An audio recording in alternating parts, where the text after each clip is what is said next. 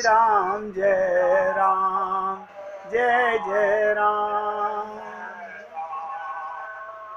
श्री राम जय राम जय जय राम। लगाइए लगाइए।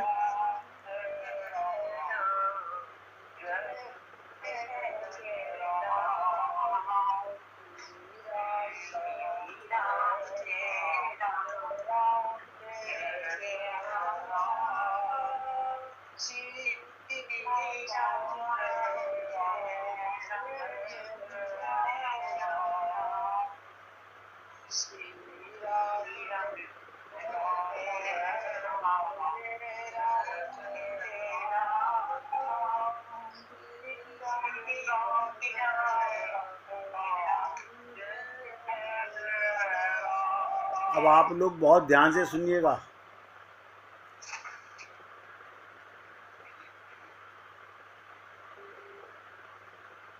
मैंने आपसे निवेदन किया, मनुष्य का जो चेतन मन है, हम सब उसी में जी के चले गए, इसलिए जीवन को नहीं जान पाए। आपको बचपन की पिक्चर देख करके याद आती है, हाँ ये मेरी तो फोटो है, मुझे याद है। आप बताइए, आपको ज़्यादा से ज़्यादा क्या पता होगा? आपके माँ बाप ने आपका बचपन का फोटो खींचा होगा, दिखा दिया होगा, देखो बेटे तुम्हारी एल्बम बनी हुई है, हाँ ये मेरी है, मुझे बताया था मम्मी ने। अगर उससे पीछे ना हमें पता ही नहीं है, उससे पीछे का तुम्हें पता ही नहीं है, इसलिए हम जीवन को नहीं जान पाते। जीवन की जड़ें अनकॉन्शियस माइंड तक जाती हैं, अचेतन मन में छिपी हैं। वहाँ आत्मा है और वो अदृश्य है, वो नज़र नहीं आती किसी को भी। डॉक्टर ऑपरेशन करे नज़र नहीं आती। जैसे पेड़ की जड़ें जमीन के नीचे होती हैं, सब नोट करो, वहीं से हमारा संबंध परमात्मा से, सत्य से, जीवन से है। वहीं से जड़ें पृथ्वी से जुड़ी हैं, जड़ों का संबंध जीवन से है। हमारे अचेतन मन में हमारी जड़ें हैं। आप कहोगे कभी सुना भी नहीं होगा, किसी ने सुना हो तो बता दो। अगर किसी ने भी ये टॉपिक सुना हो तो कोई बता दे। अब ध्यान से सुनो, वाकई में अगर भगवत प्राप्ति करना चाहते हो, सो सत्य की जो खोज है, देखो 3 बातें बोलने जा रहा हूं। सत्य की जो खोज है, स्वयं की जो खोज है, या परमात्मा की जो खोज है, वो जड़ों की खोज है। और आप और हम लोग मंदिरों में खोज रहे हैं। हाँ हाँ, तिरुपति बालाजी के मंदिर तो हम बहुत बार गए हैं, वैष्णो देवी तो हम बहुत बार गए हैं, हाँ रामेश्वरम भी होके आए हुए हैं हम लोग। बताओ, आपका ध्यान ऊपर के तल पर ही गया। और गोपियां कह रही हैं यार की तस्वीर दिल में छुपा रखी है, गर्दन झुकाई। अब गर्दन कौन झुकाए?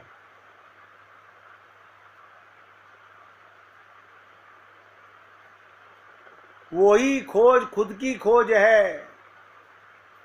उसके जो रूट हैं हमारे भीतर, उनकी खोज है, वो अंधेरे में छिपी हैं। और हम वो जो छोटा सा कमरा है ऊपर जमीन के, शरीर, नोट करो, ये छोटा सा कमरा ऊपर का, वहाँ जहाँ रोशनी पड़ती है वहीं जी लेते हैं और वहीं मर के चले जाते हैं।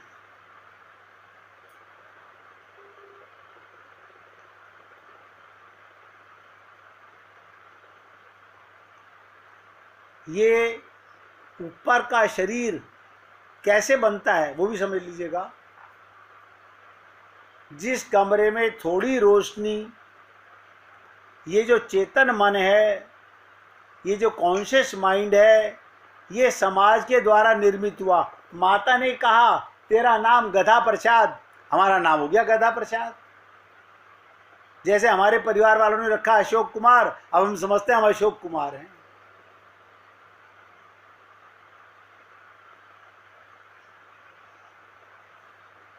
ये समाज के द्वारा निर्मित है। समाज ने आपको कहा लड़की हो, आपने लड़की मान लिया। समाज ने कहा तुम पुरुष हो, हमने पुरुष मान लिया। माँ बाप ने कहा हम ब्राह्मण हैं, हमने ब्राह्मण मान लिया। माँ बाप ने कहा हम वैश्य हैं, हमने वैश्य मान लिया। यानी शिक्षा के द्वारा, संस्कार के द्वारा बचपन से हम इसे तैयार करते और बनाते हैं। आप बताइए, आपको ये शिक्षा बाहर से मिली ना कि आप स्त्री और आप पुरुष हो, आप ब्राह्मण हो, आप क्षत्रिय हो, वैश्य हो, आप शूद्र हो, ये शिक्षा बाहर की है।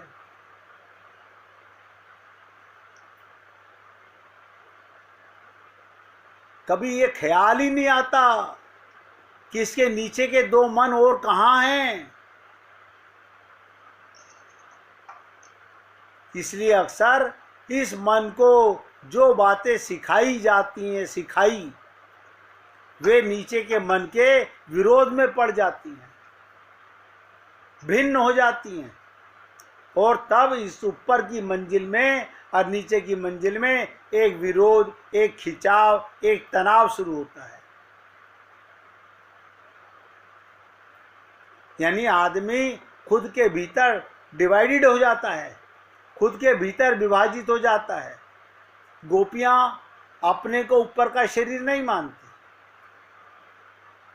शरीर में रहती हैं। ध्यान से सुनते जाना, उनका मन ये मिट्टी के माधव परिवार को परिवार नहीं मानती, वो नीचे के तल से जीती हैं। नीचे के मन में उनका ध्यान भगवान में रहता है। इसका मतलब आप हम लोगों को चेतन मन में जो बातें सिखाई जाती हैं, वो अचेतन मन, अर्धचेतन मन के अंदर समानांतर हों, पैरेलल ना हों, उनके साथ लयबद्ध ना हों। हम वहां नीचे नहीं जाना चाहते।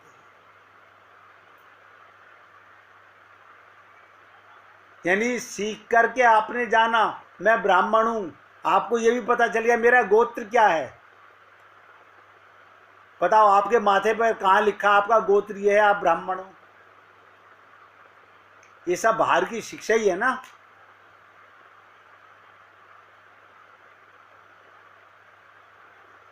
तो चेतन मन को कहा जाता है, ध्यान से चलो, बचपन से हमें सिखाया गया। अब एक एक बात पे ध्यान बता रहा हूं।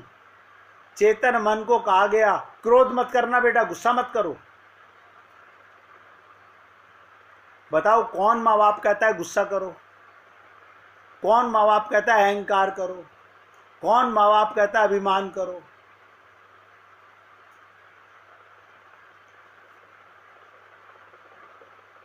बच्चा पैदा हुआ, हम उसे सिखाना शुरू करते हैं क्रोध मत करो। उसके अचेतन मन में क्रोध पहले से मौजूद है, सब कॉन्शियस माइंड में पहले से भरा हुआ है। अब उसे समझा के खत्म नहीं किया जा सकता। उसके अचेतन मन में क्रोध मौजूद है, हम उसे सिखाते हैं क्रोध मत करो। उसका ऊपर का मन सीख लेता है क्रोध नहीं करना, लेकिन अंदर तो क्रोध मौजूद है।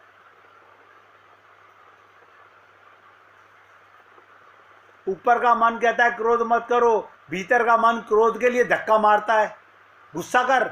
आप 1 मिनट में गुस्सा कर देते हो। ये क्या कारण है? अंदर का मन धक्का दे रहा है, वहां कुछ और है, बाहर कुछ और सिखाया जाता है। भीतर का मन क्रोध के लिए धक्के देता है। हर क्षण जब भी मौका आता है क्रोध प्रकट होना चालू हो जाता है। यानी भीतर का मन क्रोध प्रकट करना चाहता है, ऊपर का मन क्रोध को रोकना और दबाना चाहता है। ये सेपरेशन है, एक दमन शुरू हो जाता है, तब हम दो हिस्सों में टूट जाते हैं। मैं होश में कभी गुस्सा नहीं करता, तो बेहोशी में गुस्सा करते हो। अंदर से जो तुम्हारा सब कॉन्शियस माइंड है उसमें क्रोध भरा हुआ है, उसी में ममता रहती है, उसी में मोह रहता है। ध्यान से सुनो, उसी में आसक्ति रहती है।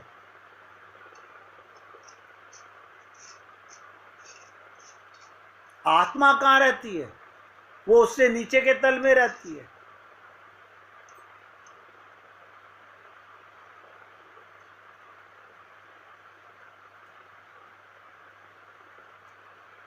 अंदर और बाहर के मन में द्वंद्व चलता रहता है। पति ने डांटा, पत्नी को अंदर से बहुत गुस्सा आ रहा है, लेकिन वो अंदर से जब फूट पड़ती है तो भूल जाती है, नहीं पता चलता। ऐसे ही पति अंदर गुस्सा भरा हुआ है, जानता है अंदर से मैं गलत हूं, लेकिन गुस्सा करता है। बाप बेटे को, बेटा बाप को, भाई भाई को, यही हाल चल रहा है संसार में। द्वंद्व पैदा हो गया, संघर्ष चलता रहा। इसी संघर्ष में मनुष्य टूटता और नष्ट हो जाता है।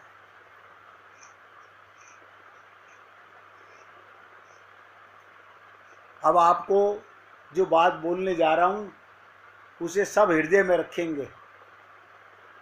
मनुष्य के इन तीन मनों के मकान में एक एकता, एक संबंध, सद जाने का नाम ही योग है। हमको पुस्तकों का ज्ञान बहुत हो गया। हाँ, मन के इन तीन हिस्सों के बीच हार्मनी, संगीत, ममता, परमात्मा के साथ अपनापन पैदा हो, ये साधना है।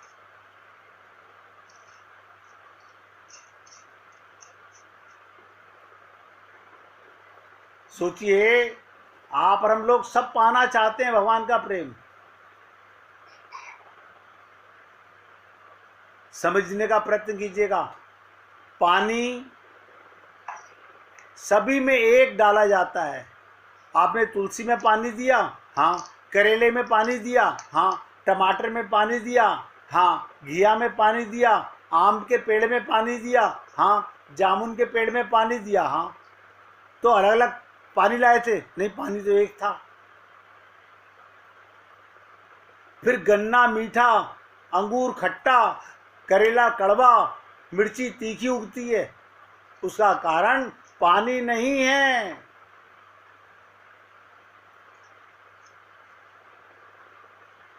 पानी नहीं, मिट्टी नहीं। कमाल है। बाहर का प्रकाश कारण नहीं, मिट्टी कारण नहीं, खाद कारण नहीं, पानी कारण नहीं। असली चीज क्या है? उसका बीज, बीज, बीज। आप अपने मन में जैसे विचार बोएंगे वैसी गोपी बन जाएंगे। हमारे मन में अब तेरी शादी हो गई है, अब तेरे को ससुराल के बारे में सोचना है, ये अभी पियर के बारे में सोचती है कि क्या है ये? आपके मन के विचार में ऊपर के तल में ये बीज बोया जा रहा है। ये बड़े होते होते नीचे के तल में चला जाता है, और सबसे नीचे के तल में तुम रहते हो, तुम्हें उसका पता ही नहीं है। तो गोपियां उस तल से जीती हैं जिस तल को आप और हम नहीं, 99% वक्ता भी नहीं जानता।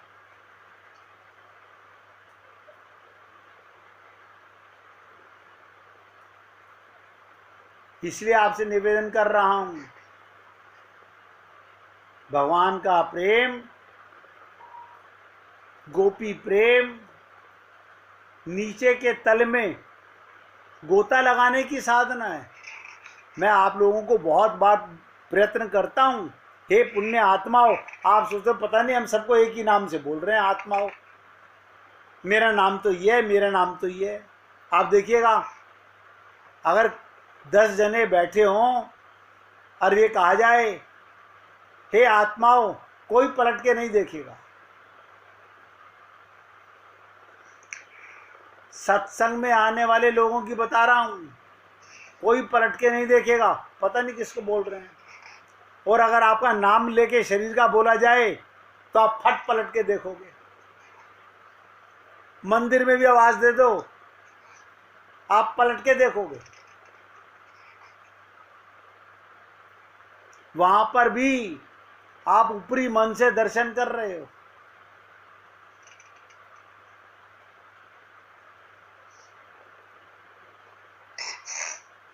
इसलिए निवेदन कर रहा हूं, अगर भगवान का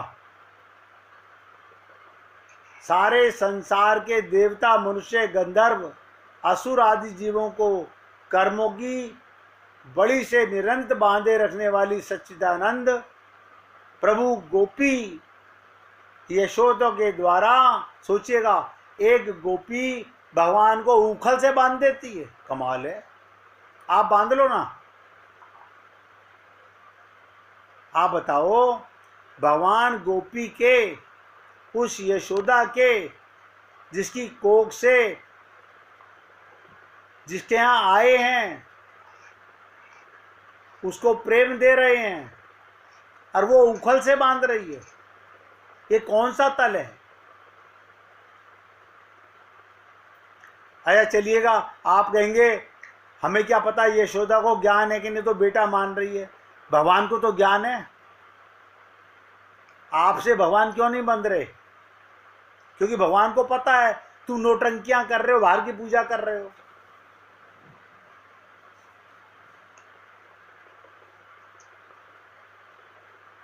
इसलिए कहते हैं उन ब्रजवासी नर नारियों को धन्य है,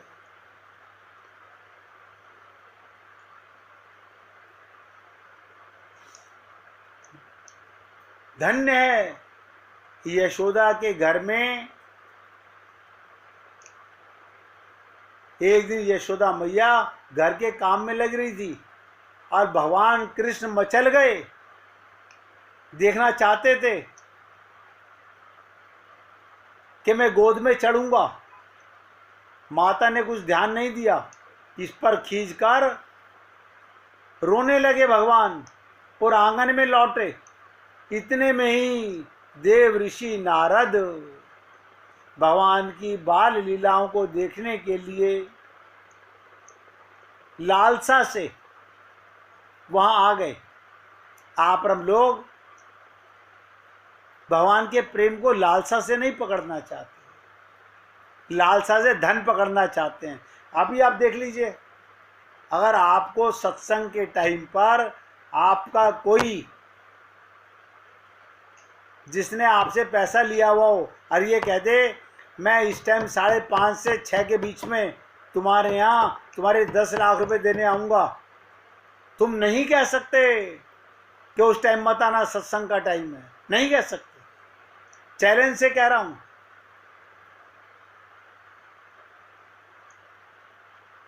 नहीं कह सकते।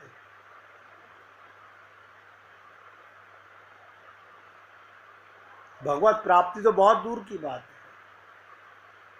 नारद जी भगवान की ये बाल लीला लालसा से वहां पर देखने पहुंचे और उन्होंने क्या देखा? चराचर विश्व के स्वामी परम आनंदमय भगवान माता की गोद चढ़ने के लिए जमीन पर पैर पटक रहे हैं। बताइए, भगवान रो रहे हैं, पैर पटक रहे हैं। नारद जी देख के अचंभित हो गए।